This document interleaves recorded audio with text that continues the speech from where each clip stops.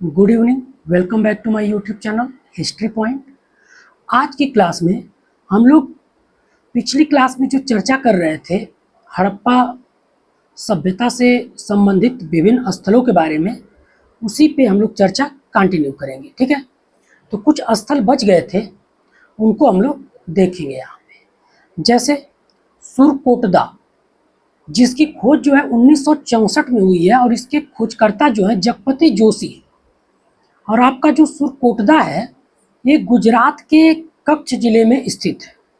ठीक है, अब सुरकोटदा के बारे में पढ़ना क्यों महत्वपूर्ण है, यहाँ से ऐसे कौन से पुरातात्विक साक्ष्य मिले हैं जो एग्जाम की दृष्टि से महत्वपूर्ण है, तो उनमें आपका है घोड़े की हड्डियाँ। घोड़े की हड्डी जो है एकमात्र हड़प्पा कालीन स्थल है जहाँ से मिली है। ठीक है, इसके अलावा तराजू का पलड़ा, अभी तक आप लोगों ने पढ़ा होगा हाथी दांत का स्केल और सीपी की पटरी, लेकिन जो तराजू का जो साक्ष्य मिलता है वो हड़प्पा कालीन कोई स्थल है तो वो है सुरकोटदा, जहाँ से मिलता है। ठीक है, इसके अलावा एक हड़प्पा कालीन स्थल है रंगपुर, जो कि आपके अहमदाबाद गुजरात में पड़ता है। यहाँ से चावल की खेती के साक्ष्य मिलते हैं। ठीक है, फिर हम लोग आगे देखते हैं राखी गढ़ी के बारे में। तो जो राखी गढ़ी है, यहाँ से आपसे सवाल पूछता है कि इसकी खोज कब हुई, इसके खोजकर्ता कौन थे। तो इसकी खोज जो है 1969 में हुई है और सूरज भान और रफीक मुगल का नाम जुड़ा हुआ है इसके उत्खनन से। ठीक है, ये आपके वर्तमान हरियाणा के हिसार जिले में घग्गर नदी के किनारे स्थित है। ठीक है, और एक रोचक तथ्य है कि आज़ादी के पहले तक तो सबसे बड़ा हड़प्पा कालीन स्थल जो आपका था वो आपका मोहनजोदड़ो था। ठीक है, लेकिन आज़ादी के बाद हम देखें तो अब जो भारत में स्थल बचे हैं हड़प्पा कालीन, उसमें सबसे विस्तृत और सबसे बड़ा हड़प्पा कालीन स्थल आपका राखी गढ़ी है। और अगर ऐसे हम लोग हड़प्पा सभ्यता की बात करें तो सबसे बड़ा जो स्थल है वो मोहनजोदड़ो है, उसके बाद आपका हड़प्पा है, उसके बाद एक गणेड़ी वाल करके जगह है जो कि आपके पाकिस्तान में है, वो है, फिर राखी गढ़ी है और उसके बाद धौलावीरा है जो आपके गुजरात में पड़ता है। ठीक है, तो आपसे आपके लिए राखी गढ़ी इसीलिए महत्वपूर्ण है क्योंकि ये भारत में स्थित सबसे बड़ा हड़प्पा कालीन स्थल है। इसके बाद एक कुनाल नामक जगह है, इसका जो कि हिसार हरियाणा में ही है, ये इसलिए इम्पोर्टेंट है क्योंकि यहाँ से चांदी का मुकुट मिला हुआ है। ठीक है, फिर आते हैं हम लोग धौलावीरा। इसकी जो खोज है 1967 में जगपति जोशी ने की, लेकिन जो इसका व्यापक उत्खनन है वो 1991 में रविंद्र सिंह बिष्ट ने कराया। तो आप लोग ये याद रखिएगा, एग्जाम में पूछता है कि धौलावीरा का व्यापक उत्खनन किसने करवाया, तो रविंद्र सिंह बिष्ट ने। और जो धौलावीरा है ये गुजरात के कच्छ जिले में मानसर और मानहर नदी के किनारे स्थित है, एक कादिरा द्वीप है उस पे स्थित है। ठीक है, इस जगह की लोकेशन। और यहाँ से जो प्रमुख अवशेष प्राप्त होते हैं, हड़प्पा सभ्यता की पहली खगोलीय पर्यवेक्षणशाला मिलती है यहाँ से, सुनामी का साक्ष्य मिलता है, और इसकी जो बनावट है धौलावीरा की वो बाकी हड़प्पा कालीन स्थलों से कुछ मामलों में भिन्न है।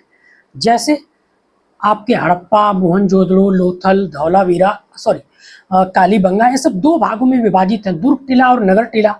लेकिन जो धौलावीरा है ये दुर्ग और नगर टीला के अलावा एक बीच का मतलब एक तीसरा वहाँ पे मतलब कि स्थल भी है जिसको माध्यमिका बोलते हैं। ठीक है, तो धौलावीरा 3 भागों में विभाजित है। यहाँ से खेल का स्टेडियम भी मिला हुआ है।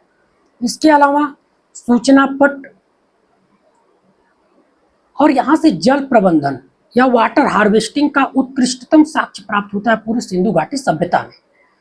और यहाँ से 7 सांस्कृतिक चरण प्राप्त होते हैं, मतलब 7 तरह की संस्कृतियां यहाँ पर थी, इसके अवशेष मिले हैं। ठीक है,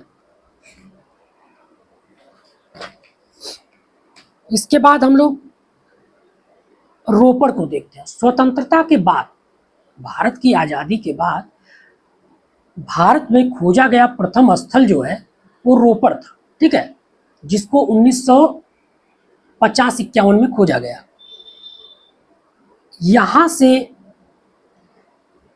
ये स्थल इसलिए महत्वपूर्ण है क्योंकि हड़प्पा काल में ऐसा पहला साक्ष्य मिलता है जब कुत्ते को मालिक के साथ दफनाया गया है। नहीं तो आप ऐसे देखेंगे, जब हम बात करेंगे कि ऐसा पहली बार आगे कब देखने को मिलता है, तो हम लोग देखेंगे कि नवपाषाण काल में बुर्ज होम में कुत्ते को जो है मालिक के साथ दफनाया गया है, ठीक है।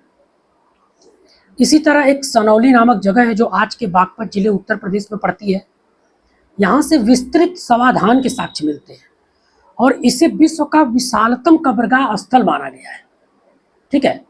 तो ये कुछ प्रमुख स्थल रहे जो परीक्षा के दृष्टिकोण से कहीं ना कहीं महत्वपूर्ण है और इनके बारे में क्वेश्चन बराबर पूछे जाते हैं। तो अभी तक तो हमने हड़प्पा सभ्यता क्या थी, ठीक है, इसके बारे में पढ़ा, इसका काल निर्धारण के बारे में पढ़ा, इसके नाम निर्धारण के संबंध में जो विभिन्न इतिहासकारों के मत हैं उसको पढ़ा, इसका काल विभाजन को लेकर भी बहुत सारा मतभेद है उसके बारे में भी हम लोगों ने देखा। लेकिन अभी तक हमने केवल इसके अलग अलग स्थलों के बारे में पढ़ा। अब हम लोग पढ़ेंगे कि हड़प्पा सभ्यता जो थी उसका समाज और जो उसकी अर्थव्यवस्था थी, जो उसका नगर नियोजन था, इन सब चीज़ों के बारे में हम लोग अब आगे देखेंगे, ठीक है। तो पहले हम लोग शुरू करते हैं इसके हड़प्पा सभ्यता के नगर नियोजन से, ठीक है। चूंकि हड़प्पा सभ्यता आपकी एक नगरी सभ्यता है, तो यहाँ के नगरों की जो सबसे प्रमुख विशेषता थी वो उनकी नगर योजना और जल निकास प्रणाली थी, ठीक है। और हड़प्पा सभ्यता भारत में प्रथम नगरीकरण का प्रतिनिधित्व करती है। तो अब जब हम यहाँ की सड़कों की बात करते हैं तो यहाँ की जो सड़क थी ग्रिड पैटर्न पे बनी हुई थी और एक दूसरे को समकोण पर काटती थी, ठीक है।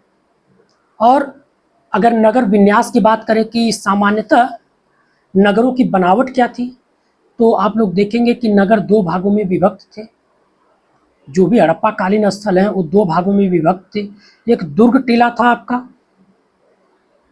ठीक है, जिसमें विशेष लोग निवास करते थे, और एक नगर टीला था जिसमें आम जनता निवास करती थी।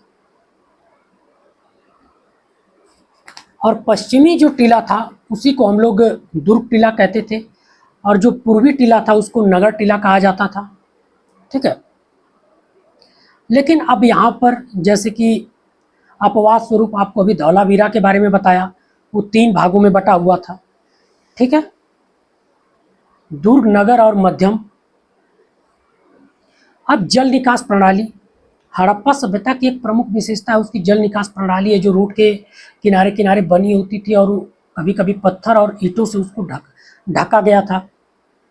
लेकिन अब इसके भी कुछ अपवाद हैं, जैसे आपके कालीबंगा और आपके बनावली में जो है जल निकास प्रणाली का अभाव है। और भी कई सारे हड़प्पा कालीन स्थल हैं, लेकिन प्रमुख ये 2 स्थल हैं जो 2 प्रमुख बड़े शहरों में आते हैं जहाँ पे जल निकास प्रणाली का अभाव है, ठीक है। अब भवन की बात की जाती है कि भवन किस प्रकार के बने हुए थे, तो आप लोग जब भवन की विशेषता के बारे में पढ़ेंगे तो आप लोग देखेंगे कि जो यहाँ के भवन थे उनके जो दरवाजे थे वो अधिकतर गलियों में खुलते थे। लेकिन अब यहाँ पे भी अपवाद है, लोथल में जो है मेन रोड पे खुलता था, ठीक है। इसी तरह जब इन नगरों को बनाने में या यहाँ के भवन को बनाने में किस प्रकार की ईंटों का प्रयोग हुआ, तो इसके बारे में क्वेश्चन पूछा जाता है कि ईंटों का अनुपात क्या था। तो हालांकि ईंटें चौकोर थी, 4 संबंधे 2 संबंधे 1 का अनुपात था, ठीक है। और ईंटें हमेशा चतुर्भुजाकार है, मतलब चौकोर ईंटों का सामान्यतः प्रयोग किया गया है। हालांकि जो आपका चंद्रमुद्रो है वहाँ से आपके जो है वक्राकार ईंटों का साक्ष्य मिलता है, और आपके कालीबंगा से अलंकृत ईंटों के प्रयोग का साक्ष्य मिलता है। और एक चीज़ मैं आप लोग को सड़क निर्माण में बताना भूल गया कि हड़प्पा सभ्यता में मुख्यतः सड़कें कच्ची हुआ करती थी, लेकिन कालीबंगा आपका एक अपवाद है जहाँ पे सड़क जो है पक्की बनी हुई है, ठीक है। अब यहाँ पर जो राजनीति की स्थिति क्या थी हड़प्पा सभ्यता में, तो इसके बारे में अभी तक बहुत स्पष्ट पता नहीं लगाया जा सका है, और अलग अलग इतिहासकारों का इसको लेकर मतभेद है कि वहाँ पे किस प्रकार की शासन प्रणाली थी। तो मैं उसमें कुछ इतिहासकारों के वक्तव्य हैं जो मैंने लिखे हैं मैं आपको बता देता हूँ। ठीक है, जैसे एक मार्टिन व्हीलर है, वो कहते हैं कि मध्यम वर्गीय जनतंत्रात्मक शासन व्यवस्था थी और इन्होंने धर्म की महत्ता को स्वीकार किया है कि वहां पे धर्म की प्रधानता थी राजनीति में। ठीक है, और जो एस आर राव है, उन्होंने हड़प्पा सभ्यता को विश्व का प्रथम महान साम्राज्य कहा है। उन्होंने कहा है यहाँ पे जो है राजा का शासन हुआ करता था। ठीक है, इसके अलावा एक ए एल बासम है, वो कहते हैं कि वो धर्मतंत्री शासन प्रणाली थी वहां पे, जहां पर धर्म को प्रमुखता दी गई थी। ठीक है, और इसी तरह एक इतिहासकार हैं हंटर, उन्होंने कहा कि मोहनजोदड़ो का जो शासन है वो राजतंत्रात्मक ना होकर जनतंत्रात्मक था, मतलब वहां जनता का शासन था, इसीलिए वहां की शासन प्रणाली इतनी व्यवस्थित थी। ठीक है, लेकिन अधिकतर जो रिसर्च में बातें सामने आई हैं, क्योंकि वो अर्थव्यवस्था जो उनकी थी वो वाणिज्य या व्यापार प्रधान थी, तो कहा जाता है कि वहाँ के जो शासन व्यवस्था थी उस पर कहीं ना कहीं वणिक वर्ग का प्रभाव था।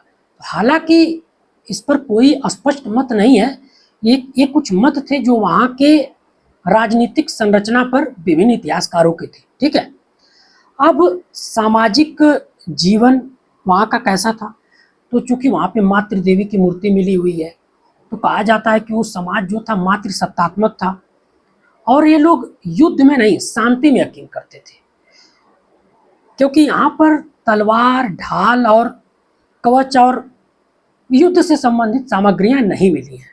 ठीक है, यहाँ के लोग शाकाहारी एवं मांसाहारी दोनों थे और सूती और ऊनी दोनों प्रकार के वस्त्रों का प्रयोग किया जाता था और जो आभूषण था उसका प्रयोग महिलाएं और पुरुष दोनों करते थे। ठीक है, यहाँ देखा जाए तो वर्ण व्यवस्था देखने को नहीं मिलती है। यहाँ पर कर्म पे आधारित वर्गों का जो है कहीं ना कहीं साक्ष्य मिलता है, लेकिन जाति व्यवस्था जो कि जन्म पे आधारित थी वो नहीं देखने को मिलती, वर्ग आधारित व्यवस्था देखने को यहाँ पे मिलती है। अब ये लोग मनोरंजन किस प्रकार करते थे, तो यहाँ पे देखा जाए तो शतरंज, पशुओं की लड़ाई और नृत्य ये लोग के माध्यम से जो है अपना मनोरंजन करते थे। ठीक है, अब इनका धार्मिक जीवन कैसा था, तो कहा जाता है कि ये लोग लौकिक, हड़प्पा सभ्यता जो थी कहीं ना कहीं लौकिक सभ्यता थी और यहाँ के लोग जो हैं ये लौकिक जीवन में ज़्यादा यकीन करते थे। फिर भी यहाँ पर मातृ देवी और पशुपतिनाथ की मुद्रा पर अंकित चित्र मिले हैं, तो जो मातृ देवी है उनको मार्शल ने कहा है कि पृथ्वी देवी थी और मोहनजोदड़ो से, जैसा कि मैंने बताया आपको, एक पशुपतिनाथ की मुहर पे अंकित चित्र मिला है जिसमें 5 प्रकार के 6 जानवर हैं, जिसमें मैं आपको बता देता हूँ, गैंडा है, भैंसा है, 2 हिरण है, ठीक है, और हाथी है और चीता है। ठीक है, तो मार्शल ने इनको आद्य शिव की संज्ञा दी है। ठीक, और हड़प्पा सभ्यता में मेनली ये देखने को मिलता है कि वो लोग कहीं ना कहीं प्रकृति की पूजा कर रहे हैं। जैसे जो स्त्री के गर्भ से पौधा निकल रहा है उसको वो लोग उर्वरा की देवी के रूप में पूज रहे हैं। ठीक है, यहाँ से स्वास्तिक और चक्र का जो चिन्ह मिला है, इससे सूर्य पूजा का उल्लेख मिलता है। ठीक है, अब जैसे आज के समय में हमारे लिए कुछ कुछ वृक्ष, कुछ कुछ पक्षी पवित्र हैं, वैसे ही उस समय पीपल के वृक्ष को पवित्र माना जाता था। बत्तख जो था वो सबसे पवित्र पक्षी था हड़प्पा सभ्यता का। ठीक है, और यहाँ पर मंदिर का कोई साक्ष्य नहीं मिला है। हालांकि वर्तमान में एक रिसर्च हुआ है जिसमें बात सामने आई है कि बनावली में एक भवन मिला है जिससे मंदिर होने का अनुमान वहाँ पे लगाया जा रहा है, लेकिन अभी ये बातें सिद्ध नहीं हो पाई हैं। हड़प्पा सभ्यता में मेनली अगर आप लोगों से एग्जाम में पूछा जाए तो मंदिर का साक्ष्य नहीं मिला है, आप लोग यही कहिएगा। ठीक है, तो अभी हमने जो है हड़प्पा सभ्यता की विशेषता में उसकी नगर नियोजन, सामाजिक जीवन, उनके मनोरंजन के साधन और उनके धार्मिक जीवन के बारे में पढ़ा। अब उनके आर्थिक जीवन, शिल्प कला एवं धातु कला में वो कैसे थे, उनका व्यापार कैसा था, उनकी लिपि क्या थी। ठीक है, और मूर्तिकला और मुहरे किस प्रकार की प्रचलित थी, और जो परवर्ती हड़प्पा संस्कृति है इसके बारे में हम लोग कल पढ़ेंगे, ठीक है। और शाम को मैं क्वेश्चन आंसर सीरीज में कुछ इम्पोर्टेंट क्वेश्चन जो एग्जाम की दृष्टि से महत्वपूर्ण होंगे वो भी लेके आऊँगा, तो आप लोग उसको ज़रूर देखिएगा। अधिक जानकारी के लिए आप हमारे चैनल को सब्सक्राइब कर सकते हैं, ठीक है। Thank you.